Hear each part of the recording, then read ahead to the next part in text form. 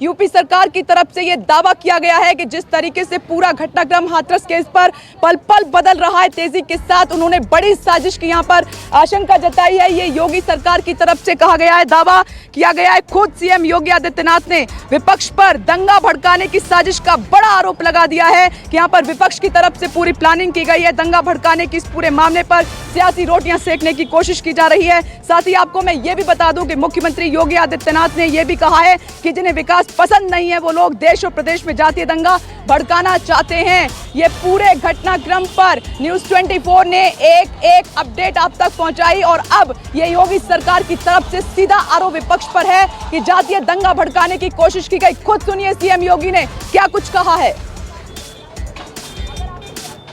वे लोग देश में भी और प्रदेश में भी दंगा, जातीय दंगा भड़काना चाहते हैं, सांप्रदायिक दंगा भड़काना चाहते हैं। इस दंगे की आड़ में विकास रुकेगा, इस दंगे की आड़ में उनकी रोटियां सेकने के लिए उनको अवसर मिलेगा, इसलिए वे नित नए षड्यंत्र करते रहते हैं। तो आप सीएम योगी के सुन रहे थे, सीधे विपक्षी पार्टियों पर बड़ा हमला करते हुए, बड़ा आरोप लगाते हुए कहा कि इस साजिश है विपक्षी पार्टियों की तरफ से। जिस तरीके से नेता दल बल के साथ यहां पर पहुंच रहे हैं और लॉ एंड ऑर्डर को चुनौती दे रहे हैं, माहौल खराब करने की कोशिश की जा रही है, उसमें सीएम योगी ने कहा है कि तमाम पार्टियां जातीय दंगा भड़काना चाहती हैं, इसीलिए ऐसे शब्दों का इस्तेमाल किया जा रहा है और इस तरीके से ऐसे माहौल बनाया गया है। तमाम खास मेहमान मेरे साथ जुड़ गए और सीधे मैं आपके पास आ रही हूँ। रोहित चहल जी, कैसे देख रहे हैं, सीएम योगी ने सीधे तौर पर विपक्षी पार्टियों पर बड़ा आरोप लगा दिया है कि जातीय दंगा भड़काना चाहती हैं ये पार्टियां, क्या कहेंगे आप?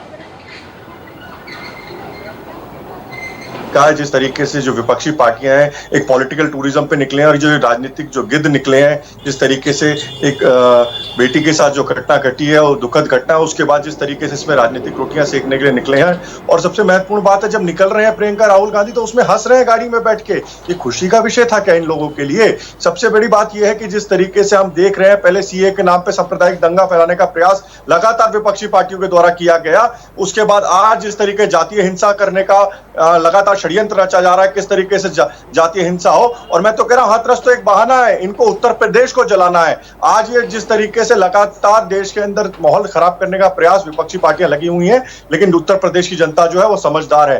जिस तरीके से लगातार विपक्षी पार्टियां वहां पर जाकर, और ये मैं इनसे पूछना चाहूंगा कि राहुल गांधी, प्रियंका गांधी की गाड़ी सिर्फ हाथरस जाती है क्या? बलरामपुर नहीं जा सकती जहां पे दलित बेटी की साथ बलात्कार होता है और मुसलमानों के द्वारा किया जाता है, इसलिए उसमें मौन है, इसलिए उसमें शांति है? क्यों है? क्या 12 जो है राजस्थान के अंदर जहां पर कांग्रेस की सरकार है वहां पर उसके बारे में क्यों नहीं चर्चा होती? जब बेटी चिल्ला चिल्ला के कह रही है कि मेरे साथ बलात्कार हुआ है, मुझे घर तक नहीं जाने दिया जा रहा उसके परिवार को, लेकिन उस पे मौन है क्योंकि जहां पर सिलेक्टिव आउटरीच करना है, किस तरीके से इनको ये सिलेक्टिव आउटरीच क्यों हो रहा है विपक्षी पार्टियों की द्वारा? क्या बलरामपुर की बेटी बेटी नहीं है देश की? चाहे 12 की बेटी जो राजस्थान में है वो बेटी बेटी नहीं है? और सबसे बड़ी बात है, छत्तीसगढ़ के जो इनके नेता है वो किस तरीके से बात करते हैं। सीधा आप पर बड़ा एलिगेशन है, बड़ा आरोप है कि आप लोग इसमें जातीय दंगा फैलाने की साजिश रच रहे हैं, कोशिश कर रहे हैं। रखिए अपना जवाब जल्दी से। देखिए, मैं उत्तर प्रदेश के कायर, कमजोर मुख्यमंत्री अजय बिष्ट को कहना चाहती हूं, नाम क्यों नहीं लेते? नाम क्यों नहीं लेते? कौन लोग हैं जिन्होंने 100 करोड़ रुपया ले लिया है? कौन लोग हैं जो दंगा भड़काना चाहते हैं? क्यों डर रहे हैं आप उनका नाम लेने से? आप भी जानते हैं वो वही लोग हैं जो आज पीड़िता के घर के बकवास बंद रखिए, बीच में मत बोलिए। मैं आपके बीच में नहीं बोली थी, चुप रहिए, आवाज दबाने की कोशिश मत कीजिए। सोनिया गांधी ने दंगा चुप रहिए, आपकी बारी आएगी तो बोलिएगा। आप पीड़िता के परिवार की आवाज दबा रहे हैं, आप यहाँ पर मेरी आवाज दबाने की कोशिश करेंगे, बर्दाश्त नहीं करूंगी। समझ आई? खामोश रहिए। आवाज दबाने में लगे हैं। और कायर कमजोर अजय बिष्ट को कहिए, नाम लीजिए। पीड़िता के परिवार के बाहर बैठकर उनके परिवार को धमकाया जा रहा है। यही इनका ढोंग दिल्ली में हुआ था। दिल्ली में इन्होंने बदला लेने के लिए दंगे करवाए और मुस्लिम समाज को आज इन्होंने नाम लिया है ना, उसी मुस्लिम समाज पर झूठे आरोप लगाकर आज उन्हें जेल डाल रहे हैं। डॉक्टर काफिल खान को इन्होंने देशद्रोह के मामले में अंदर किया, इलाहाबाद कोर्ट ने बाइज्जत बरी किया। यही अब दलितों के खिलाफ उत्तर प्रदेश में योगी आदित्यनाथ एक साजिश रच रहे हैं। मैं आपको बता रही हूं, एक के बाद एक दलित बेटियां, गरीब की बेटियों को शिकार बनाया जा रहा है और अजय बिष्ट बैठकर उनका बचाव कर रहे हैं। वरना क्या मजबूरी थी एक मुख्यमंत्री की रात को 2:30 बजे पेट्रोल डालकर बेटी को, उसके परिवार की बिल्कुल उसमें सहमति नहीं थी, उसे आप फूंक डालते हैं। क्या छुपा रहे हैं योगी आदित्यनाथ? अब आप बचने वाले नहीं हैं। आपकी धमकियां, आपकी FIR से हम डरते नहीं हैं। कुलदीप सिंह सेंगर की पार्टी है, बलात्कारियों की पार्टी है ये। बलात्कारियों के संरक्षण में इनके पूर्व विधायक, इनके नेता आज प्रोटेस्ट कर रहे हैं। बौखलाहट देखिए, मैं नहीं बोली थी इनके बीच में, और जैसे ही एक शब्द मेरे मुंह से निकला इनका जो है बौखलाहट दिखती है। इस तरीके से एक दूसरे पर आरोप प्रत्यारोप एलिगेशन लगाने से काम नहीं चलेगा, क्योंकि आज राष्ट्र सुन रहा है आपको। मैं लौटूंगी अनुराग भदौरिया। आइए चर्चा में अनुराग भदौरिया, सीधे सीएम योगी ने बयान दिया है, बड़ा आरोप लगाया है कि जितनी भी विपक्षी पार्टियां यहां पहुंचने की कोशिश कर रही हैं, जिस तरीके का माहौल बनाया जा रहा है, सीधा बड़ा आरोप है कि आप लोग जातीय दंगा फैलाने की कोशिश कर रहे हैं। देखिए, मुझे लगता है कि उत्तर प्रदेश के मुख्यमंत्री को ये सोचना चाहिए कि इसकी शुरुआत कहां से हुई। अगर वो ऐसा ही कहें, इस मामले ने तूल कब पकड़ा? जब आपने रात के अंधेरे में एक कमजोर गरीब बच्ची को के शव को आपने जला दिया। ड्रामा नहीं चैनल। अब मैं आपसे पूछना चाह रहा हूँ, बोलेंगे मैं नहीं बोलूंगी बीच में। अरे मैं बोल रहा हूँ, मैं आपसे पूछना चाह रहा हूँ, फिर डीएमएसपी बलरामपुर भी उत्तर प्रदेश में ही है, वहाँ पे दलित बेटी के साथ बलात्कार हुआ है। अच्छा सुनिए, मेरी बात सुनिए, चिल्लाइए मत। आप कहीं गए नहीं है, काहे को भौंक रहे हैं सुबह सुबह? अरे आप भौंक रहे हैं, क्या बेटी है? मुलायम सिंह यादव कहते हैं, अरे शुरुआत तो वहाँ से हुई थी। अरे बच्चे पढ़े लिखे बदतमीजी नहीं चलेगी, ने कह दीजिए। ये भाजपा के नेता को कह दीजिए, जब हम बोलेंगे बीच में नहीं बोलेंगे, जब वो बोलेंगे तो हम नहीं बोलेंगे। जौनपुर में जिस बेटी तमाशा मत करवाइए इनको बिठा काम तो आपके नेता करते हैं। किस गांव का नाम बताइए, गांव का नाम बताइए जहाँ बेटी के साथ। अरे शर्म आपको आनी चाहिए। बता रहा हूँ राजस्थान के अंदर, बता रहा हूँ मुलायम सिंह यादव नाम है, जो कहते हैं कि बेटी है, बचाओ का नाम देने के बाद भाजपा के बलात्कारी नेताओं से बेटी सुन लीजिए, एक एक करके बोलिए ताकि जनता को भी समझ में आए आप क्या कह रहे हैं।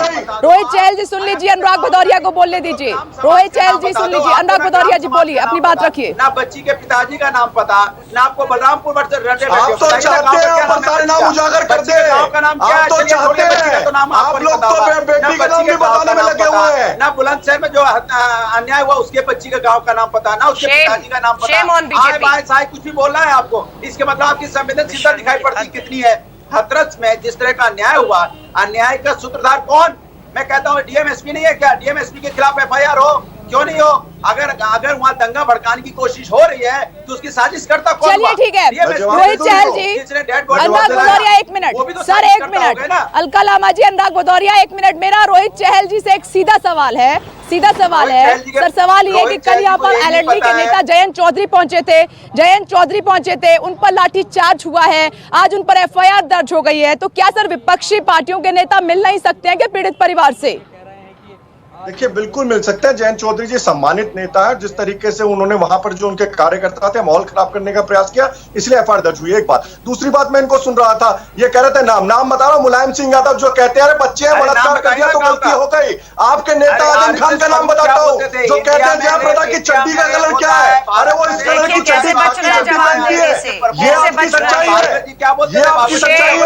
और दूसरी बात, अरे शेर तो आप लोगों को आनी चाहिए। आप लोग जा रहे हैं हाथरस के बाहर तो जा रहे हैं। एक एक करके अलका लामा जी, मेरी रिक्वेस्ट है आपसे, राजस्थान की बेटी न्याय मांग रही है, राजस्थान की बेटी है, प्रियंका गांधी को जवाब देना पड़ेगा। सुबह आके यहाँ पे अरे बच्चे गलती कर देते हैं, बलात्कार कर देते हैं। मुलायम सिंह अलका लामा जी, रोहित चहल जी, अनुराग भदौरिया जी, एक एक करके ठीक है। अनुराग जी, अलका जी, पहले रोहित चहल जी को अपनी बात रखने दीजिए, उसके बाद अनुराग जी मैं आपके पास आ रही हूँ, क्योंकि एक एक करके बोलेंगे तो राष्ट्र सुन पाएगा, जनता आपको समझ पाएगी। ऐसे अन्यथा चर्चा का कोई मतलब नहीं रह जाएगा। ये चर्चा नहीं है, गंभीर सवाल है, लेकिन जवाब मैं ढूंढ रही हूँ। बोलिए रोहित चहल जी, समझा दीजिए। ठीक है, ठीक है, ठीक है, रोहित चहल जी इनके बीच में नहीं बोलेंगे, हमारे बीच में नहीं बोलेंगे। अगर ये बोलेंगे तो मैं चैनल छोड़ने नहीं दे रहा मुझको, क्योंकि इनकी बकवास सुनने नहीं बैठेगा। हमें याद है कोई फायदा नहीं है, कोई फायदा नहीं है। मैं गंभीर सवाल उठा रही हूँ कि जवाब चाहिए, एक एक करके बोलिए। ये मेरी हम्बल रिक्वेस्ट है आप सभी से, प्लीज करके। अलका जी, अनुराग भदौरिया जी, 1 मिनट पहले रोहित जी को बोलने दीजिए। रोहित जी बोलिए। ये नाम है उन गिनौने चेहरों को देखना पड़ेगा।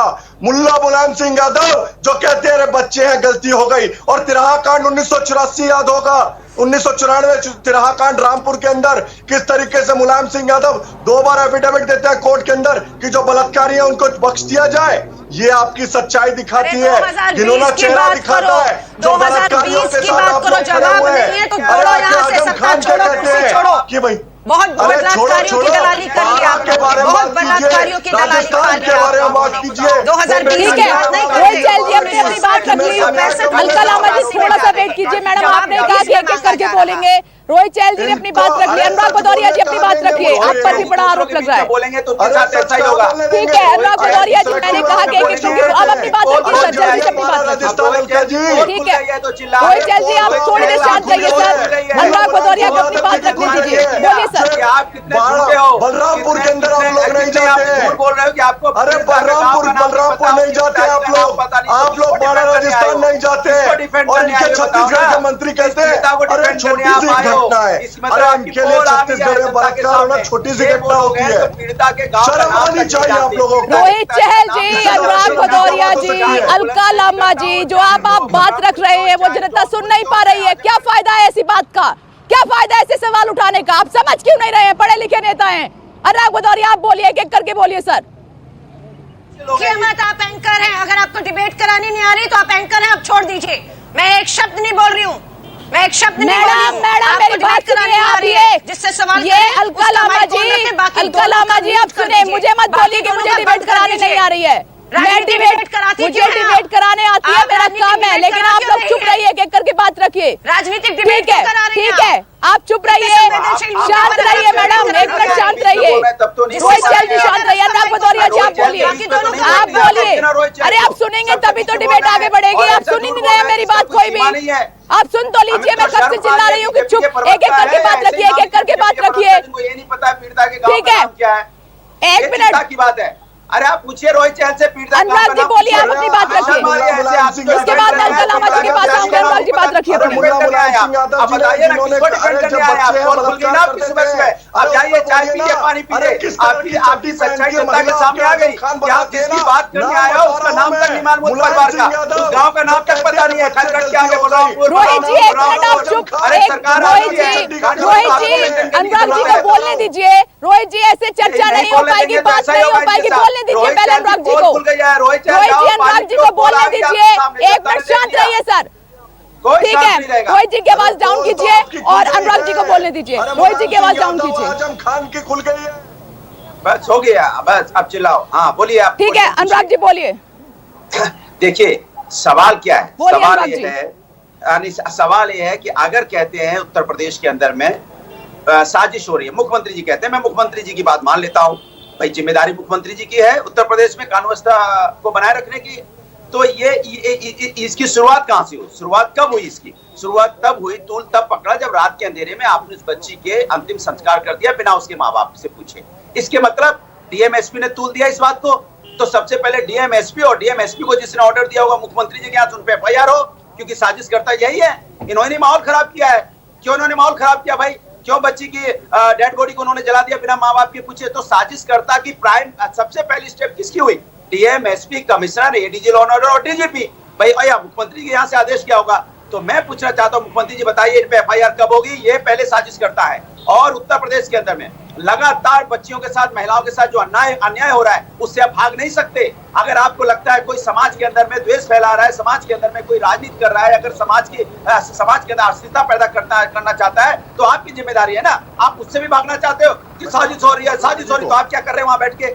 आप क्या कर रहे हैं? जब साजिश हो ही रही है इतने दिन से, तो सरकार क्यों है वहां पे? सरकार की जिम्मेदारी है ना साजिश को रोकना, साजिश को पकड़ना। साजिश होना पकड़ना अलग चीज है, बच्चियों के साथ जो अन्याय हो रहा है उसको रोकना भी आपकी जिम्मेदारी है। आप बच्चियों के अन्याय को आप इधर उधर डाइवर्ट नहीं कर सकते। अगर समाज के अंदर साजिश हो रही है तो आप पकड़िए ना, उसको जेल में डालिए। इस पर मैं जवाब लूंगी। ठीक है अनुराग भदौरिया जी, आपने सवाल उठा दिया है, रोहित चहल जी इस पर जवाब लूंगी। अलका लामा जी मैडम आप बोलिए, अब अपनी बात रखिए।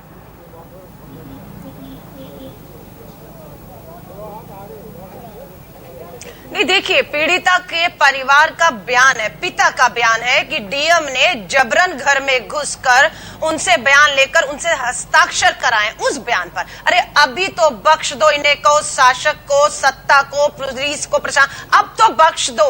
कुछ बचा ही नहीं उस परिवार के ऊपर कि अभी भी आप उन्हें धमका रहे। और वो डीएम आज भी बना हुआ है, क्योंकि वो डीएम जो भी कर रहा था, रात को 2:30 बजे पेट्रोल से फूंक रहा था बेटी के अंतिम संस्कार में परिवार को शामिल नहीं होने दिया। वो इशारा लखनऊ से था। आज लखनऊ अपना मुंह छुपाने लायक नहीं रहा, इसलिए दंगे का जो है वो आड़ ले रहा है। अमित शाह जी ने भी दिल्ली के दंगों से पहले पार्लियामेंट में खड़े होकर ये कहा था, दिल्ली में दंगों की साजिश हो रही है, पैसा आ रहा है। चूड़ियां पहन के हाथ में हाथ धरकर बैठ गए थे और नमस्ते ट्रम्प करा रहे थे, दिल्ली में दंगे हो गए। आज यही उत्तर प्रदेश के अजय बिष्ट कह रहे हैं, दंगों का डर है, दंगे अगर हो गए तो ये सबसे बड़ी नाकामयाबी, कायरता, कमजोरी अजय बिष्ट की होगी। उसे इस्तीफा अभी दे देना चाहिए अगर उसके बस में नहीं है वहां पर सरकार चलाना या हमारी बेटियों को न्याय दिलाना। ठीक है मैडम, आपने भी बड़ा सवाल खड़ा कर दिया और अनुराग भदौरिया जी ने भी बड़ा सवाल खड़ा किया है। मैं इस पर जवाब लूंगी रोहित चहल जी से। संस्कार हरदोई, ठीक है, मैं जवाब दे दूं इनको? ठीक है, मुझे एक छोटे से ब्रेक के लिए यहाँ पर रुकना होगा, छोटे से ब्रेक के लिए रुकना होगा, लेकिन बड़े सवाल उठेंगे, उन पर नेताओं से जवाब लेने का सिलसिला लगातार जारी है। बहुत छोटे से ब्रेक के लिए रुक रहे हैं। आपने देखा था कि किस तरीके से बेटी का अंतिम संस्कार किया गया था पुलिस प्रशासन की तरफ से, तभी से इस मामले ने तूल पकड़ा था और उसके बाद लगातार सवाल खड़े होते रहे। पुलिस की नो एंट्री कर दी गई थी, फिर वहां से हमने वो रास्ता खुलवाया। उसके बाद डीएम पर अभी कार्रवाई नहीं की गई है, विधायक पर अभी तक कार्रवाई नहीं की गई है, इसीलिए गंभीर सवाल खड़े हो रहे हैं। नमस्कार, मैं हूं मानक गुप्ता। अगर आपको हमारा ये वीडियो पसंद आया हो तो इसे लाइक और शेयर जरूर करें और हां, हमें सब्सक्राइब और फॉलो करना ना भूलें ताकि आप देश और दुनिया की कोई खबर मिस ना करें। तो जुड़े रहिए हमारे साथ और देखते रहिए न्यूज़ 24।